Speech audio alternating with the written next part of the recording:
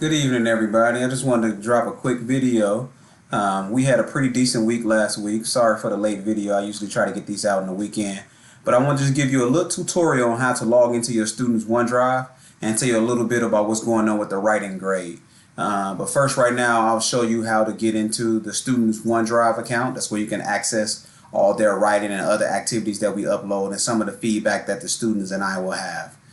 So from here, we'll go to the CUSD website. So you want to click on departments in the top right hand corner. From departments, we want to go down to staff, resources, and links. Click on it. After staff, resources, and links, about in the middle on the left hand side here, you have the Office 365 login. Computer's been a little slow tonight. Come on.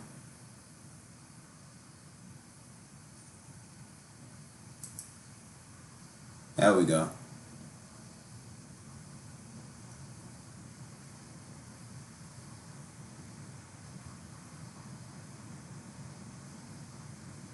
And once that logs in, that's when you will go in and put your student's S number and then their password. If they're in my classroom, it would just be my last name, Hale, Hale, and 23. If they're in the other classroom, it would be Messina 5, and if they're in Mrs. Wynn class, it'll be Wynn 22. So right here, you will put your student's S number. So it's their S number. They should know the number at s.cusd80.com. But mine will be a little different. So just bear with me.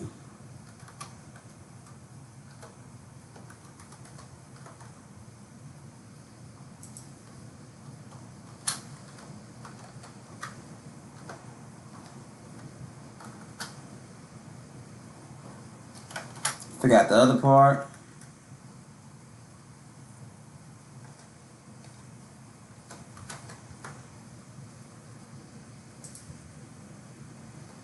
Alright. So now once you get in, sometimes you'll get this message. You just say yes, stay logged in. Then this should take you to the whole Office suite. So if you guys don't have Microsoft Word or Excel or PowerPoint or something like that, your student can use this as well. So some of you guys may be Mac users, and we may do PowerPoints when science fair or some things happen like that, or for other assignments or just anything else. You can come in here and get to Office Suite. But for our purposes, we're going to go to OneDrive.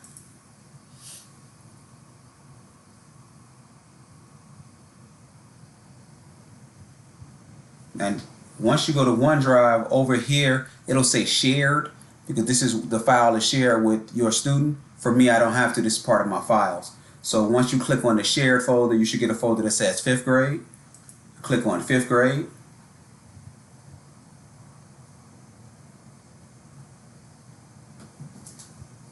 I don't know why. And then from here, it'll be whatever subject that corresponds to what you're looking for. I would say about 90% of the time it's going to be writing. So you click on writing. And then the block. If I teach a student block 1, block 2, or block 3, they'll know that. Okay, so let's just, for this purposes, we'll go to block 1.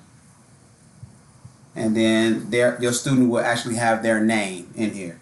So we'll go to my name, for example. And then we're in quarter 1. That's what the Q1 stands for. And then in here we would actually have the assignment.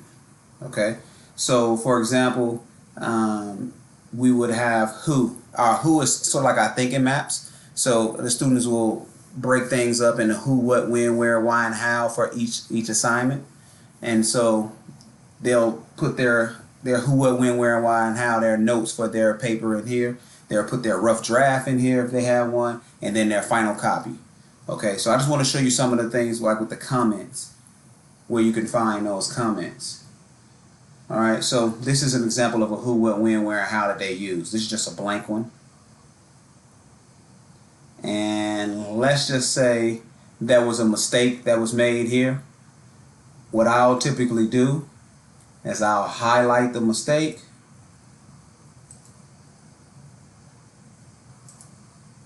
I'll highlight it in yellow. I'll add a comment.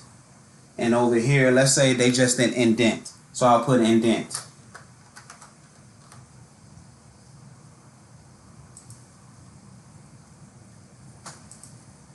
And then now when the student goes to look at the paper and see what was wrong or what feedback they have, all they look is for this little text bubble here. They click on that and the comment window will pop up. So let me close that out and show you an example. So this is what the paper will look like. They would click on the text bubble. Bam, there's a comment. And they can even reply, okay, Mr. Hell, I forgot it. Or I fixed it. Or even if you wanted to comment or something, we can go right back and forth right there. So this is a real transparent piece and show you exactly what's going on with your students' writing.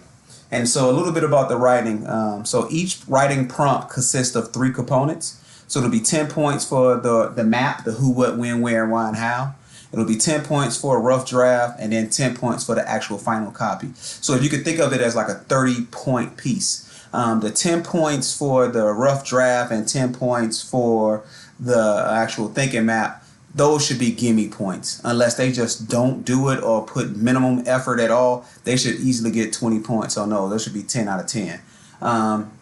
Then the final copy is where you can see some points deducted. But even with those, they have chances to get points earned back. So right now, I would say some of the grades I'll be putting in the next week or so, you might see like a 7.5 or a 7.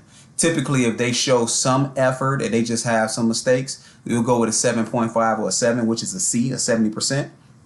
And then they'll have the ability to go ahead and make corrections and work their way back up to a 95% or a 9.5.